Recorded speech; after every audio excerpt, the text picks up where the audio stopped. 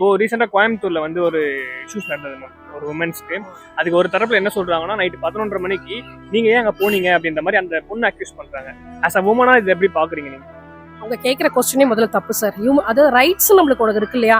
அவங்க எதுக்கு அந்த லேடி எதுக்கு அவங்க அந்த பொண்ணு அவங்க தப்பா சொல்ல வேண்டிய அவசியமே இல்லை. ஏன்னா அவங்க வந்து எல்லா டைம்லயும் போலான்னு ரைட்ஸ் இருக்கு. அவங்க ஒரு இன்சிடென்ட் அப்படி நடந்ததுன்றதுக்காக நீங்க ஏன் அங்க போனீங்கன்றத வந்து அப்படி கொஸ்டின் கேட்கறது வந்து முதல்ல அது நான் தப்பா நினைக்கிறேன். அது மாதிரி கேட்கக்கூடாது யாரையுமே. அவங்களுக்கு ரைட்ஸ் இருக்கு, அவங்க போகலாம். நீங்க ஏன் அங்க போனீங்கன்னு ஏன் அந்த கொஸ்டின் அவங்க கேட்கறாங்க? மேம் இப்போ என்ன அப்படின்னா, இது மாத்திரம் இல்லை மேம், அண்ணா யூனிவர்சிட்டியா இருக்கட்டும், நிறைய உமன்ஸ்க்கு சேஃபே இல்லை அப்படின்ற மாதிரி நடக்குது. ஆனா வந்து இந்த கவர்மெண்ட் என்ன சொல்றாங்கன்னா, நாங்க உமன்ஸ் தான் நிறைய விஷயம் நல்லது பண்ணியிருக்கோம் அப்படின்ற மாதிரி சொல்றாங்க. இதை எப்படி பாக்குறீங்க?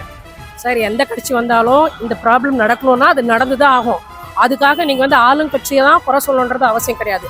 ஆளுங்கட்சியில் இருக்கிறவங்க தான் குறை, அவங்க தான் அப்படி பண்றாங்க, அவங்களாலதான் இப்படின்றது ஏன் நீங்க அப்படி நினைக்கணும்? இப்ப அடுத்த கட்சி மாறும், அந்த கட்சியில கூட இந்த மாதிரி நடக்கலாம். அதுக்காக நம்ம ஆளுங்கட்சியை குறை சொல்லக்கூடாது இல்லைங்களா? எந்த நேரத்தில் எந்த இன்சிடென்ட் நடக்கும்ன்றது நமக்கு தெரியாது. எல்லாமே இது கட்சியினாலதான், ஆளுங்கட்சி எல்லாத்துக்குமே கட்சி மேல வந்து நம்ம பிளேம் பண்றது வந்து எனக்கு கரெக்ட்னு தோணலை.